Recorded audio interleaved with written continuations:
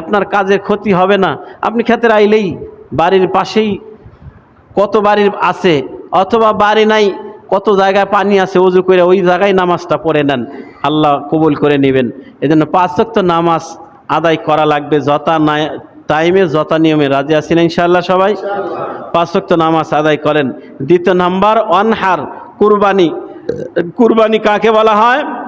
কুরবানি বলা হয়, কুরবানির আবিধানিক অর্থ হলো যে কুরবানি বলা হয় এমন বস্তুকে যা দ্বারা আল্লাহ পাকের নৈকট্য লাভ করা যায়।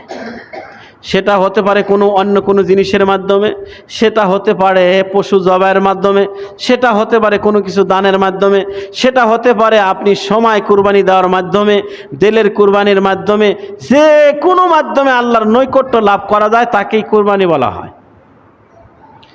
আর কুরবানির পারিপার্শ্বিক অর্থ হলো, পারিপার্শ্বিক অর্থ হলো নির্দিষ্ট দিনে নির্দিষ্ট পশু জবাইয়ের মাধ্যমে, রক্ত প্রবাহিত করার মাধ্যমে আল্লাহর নৈকট্য লাভ করাকে কুরবানি বলা হয়।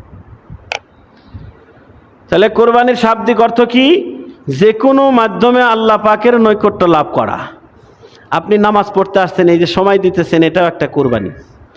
আপনি অর্থ আল্লাহ রাস্তায় খরচ করতেছেন, এটাও একটা কুরবানি।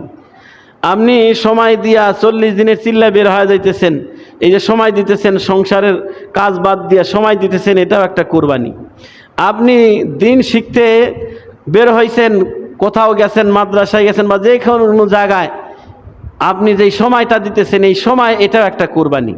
তো যে কোনো কুরবানির মাধ্যমে উদ্দেশ্য যদি হয় আল্লাহর সন্তুষ্টি, তাহলে এটাকেই কুরবানি বলা হয়।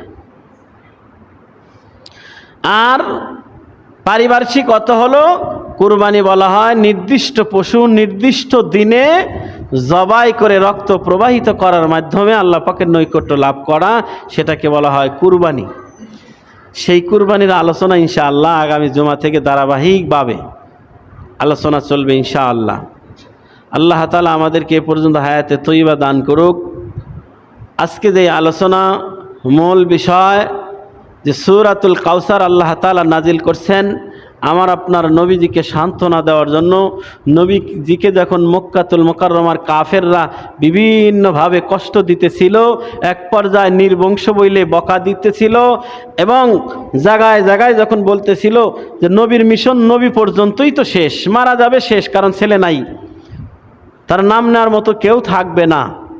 আল্লাহ বলেন ইন্না শানি আকা হুয়াল আবতার, ওগো রাসূল মন খারাপ করেন না, বরং আপনার শত্রুরাই নির্বংশ নিশ্চিহ্ন হবে, তাদের নাম নেওয়ার মতো কেউ থাকবে না, বরং আপনার নাম নেওয়ার মানুষ থাকবে, আপনার বংশও থাকবে, আপনি নির্বংশ হবেন না। তো আমরা নবীজির নাম নেই কি নেই না? কিয়ামত পর্যন্ত আনেওয়ালা উম্মতেরা নাম নিবে, শ্রদ্ধার সাথে নিবে। ছেলের নাম রাখে মোহাম্মদ, ছেলের নাম রাখে আহম্মদ, ছেলের নাম রাখে মোস্তফা।